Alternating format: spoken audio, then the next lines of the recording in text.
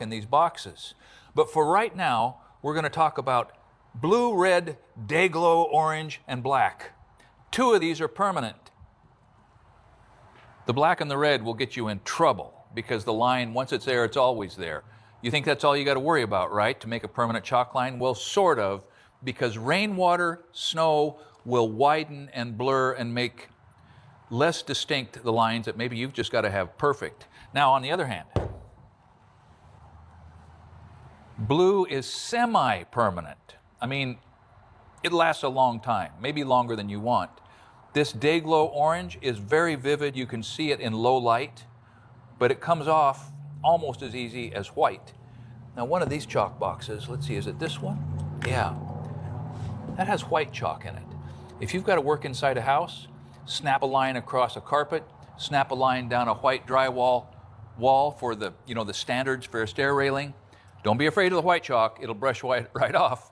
But if you need it to be there tomorrow, yeah, this is not the right thing.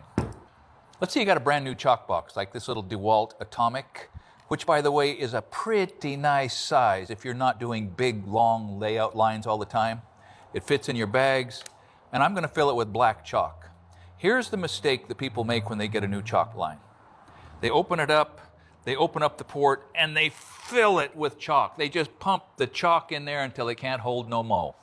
Well, what happens then is you pull the string out, you wind it up, and it jams. A chalk line cannot stand to be filled up right off the bat. So you just pull out, I don't know, maybe 30 or 40 or 50 feet of string. You kind of get down in there so you begin to see that the spool is diminished. Then you pop the top off of the chalk and you put some in. Now, you don't put all of the bottle of chalk in there, you just put some in. And if it's black, you're careful. And then you turn it upside down and you tap it. Look what they did. They made that a clear doorway. And you wind it up. And what's happening is the first third of the string is getting covered with chalk. And then you pull it out again. Look at that. It's about half covered. I don't want that all over our test piece. I'm going to put it on the floor. And you do it one more time.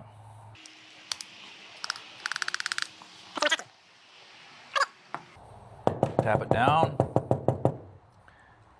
Close the hatch. Look at that. Nicely charged. Let's do some test lines. I'm going to snap some black lines. And here's a chalk line protocol. If you're working with another guy,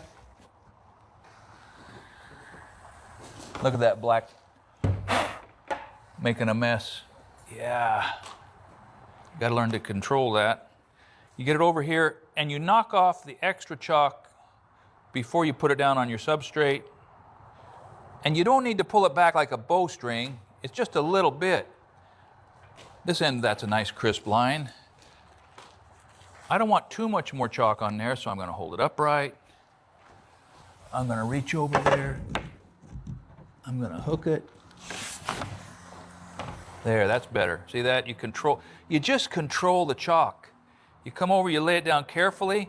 Let me do this. Now, you don't always have to clean off the extra.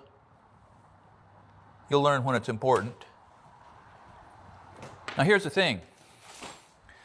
One of the protocols in working with another carpenter, when you're snapping out a floor, maybe you're on a slab or a deck, you've got the chalk box. You hand it to your helper. He grabs the end of it.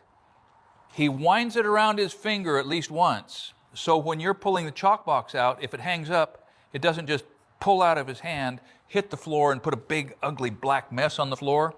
So if you're receiving the chalk line, you always do that. The next rule is boxman walks, boxman pops. The guy that grabs the end stays where he's at the mark, and the boxman walks to the other end and puts the chalk box down on the mark. You see that? Boxman walks, boxman pops. It saves some confusion, and it sets sort of a baseline process. That's important. Let's draw another nice black, nice straight line. Hold the box up a little. We're still getting kind of a mess. Black. Clean it off. Set it down and give it a gentle snap. There we go. Now we're going to do the same thing with red and blue.